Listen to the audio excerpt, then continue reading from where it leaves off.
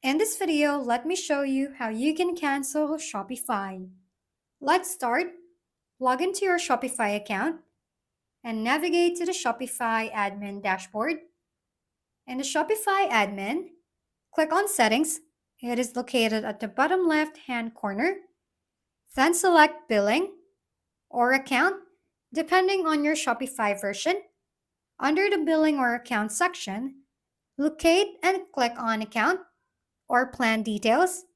Here, you'll see options related to your Shopify subscription. If you wish to cancel your subscription, look for the option to cancel subscription or downgrade plan. Ensure you understand that closing your store is irreversible. And that's it.